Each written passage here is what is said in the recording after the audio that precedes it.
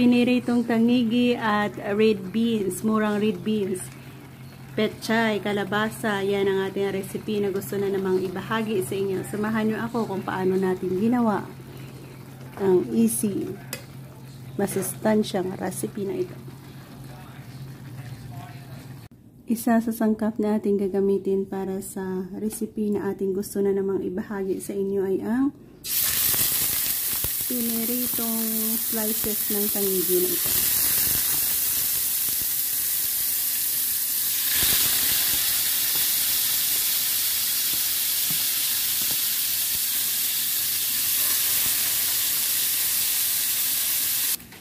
Yan, na-fry na natin ng crispy. Next na gagawin natin. Yan, tanggalin natin yung dalawa. Focus tayo sa dalawa na yan. Yan ang ating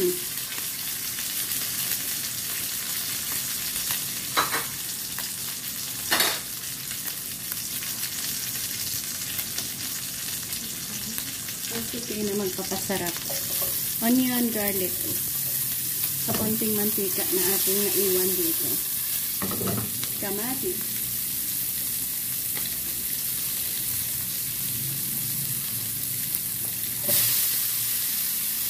Nalagay natin ang red beans.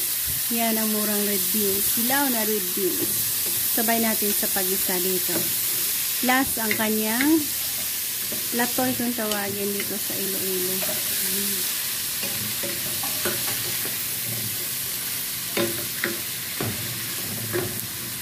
Ayan, cover saglit. Balikan natin. Ayan, pwede na natin lagyan ng mainit na tubig ang ilagay natin dyan. Ilaga natin hanggang sa lumabas ang katas ng ating fried fish na yan. At lumambot ang beans and latoy.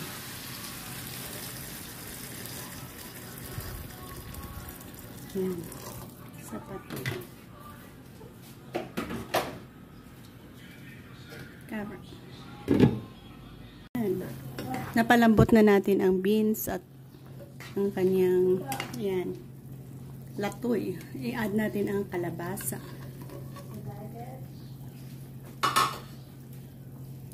Lagyan natin ng pampalasa. Asin lang siguro. Kasi nga mas masarap yung ating piniritong isda na yan. Asin.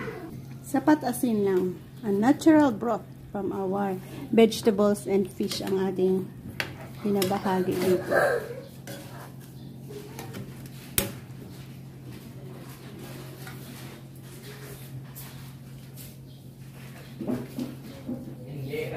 Yan, magla-last touch tayo. Gulay na petchay na madami. Plus ang ating sili. So, isa na namang recipe ang ating ibinahagi sa inyo. Recipe na masarap.